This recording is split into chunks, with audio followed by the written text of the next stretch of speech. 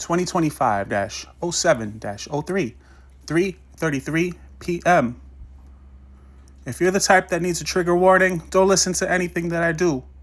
It's time to put on your big boy pants or panties and get your shit together before the apocalypse and resolve your issues. All right? Not my problem. I'm allowed to talk about this. The second time I was sexually assaulted, I was in my early 30s in the early 2010s.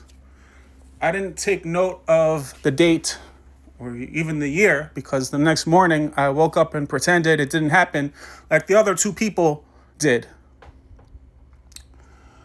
But it was an evening at the club, like any other of the time. And I've drank a lot in my life before and after, but I've always made it home by myself just fine.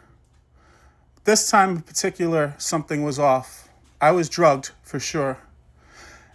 I don't know who did it, but I was glad that I had two friends with me to help get me home because I couldn't walk. And they carried me one to my left, one to my right.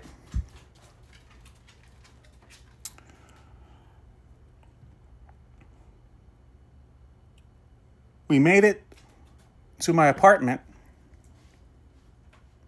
and I was thankful that my friends got me there until I saw what was coming right before I slipped into unconsciousness. So I barely made it, even with their support, to my bed. And they threw me on my bed, and Willie Torres slammed the door to the room, and Ramon Payano was on the other side, and he let him.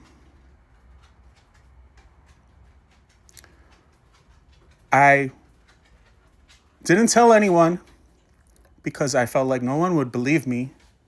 I outweighed him. I was more muscular, but I was drugged and unconscious when it started. He straddled me on the bed.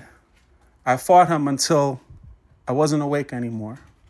And so I felt like it wasn't a typical sexual assault that you would read about, especially with women that are much more violent. I guess for better or worse, the fact that I wasn't awake for it was, I'm not thankful.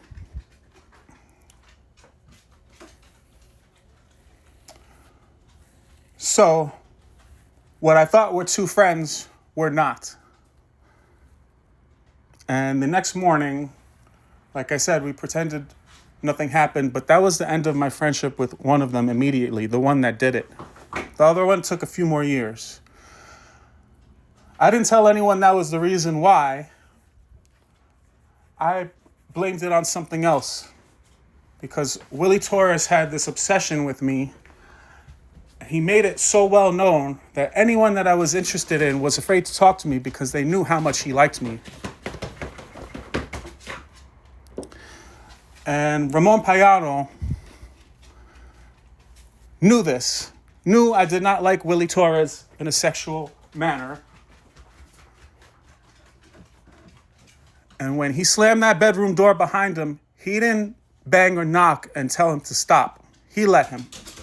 He probably pressed his ear to the door to listen because he's a fucking pervert that jerked off to it, I'm sure, to the noises of me being sexually assaulted while I'm unconscious.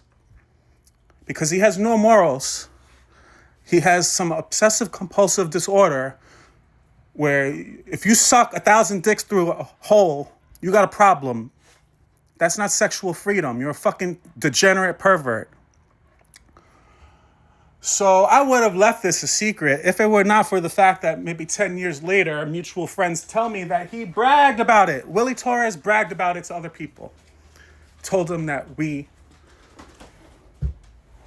were sexually engaged. But he left out the part that I was unconscious and did not consent.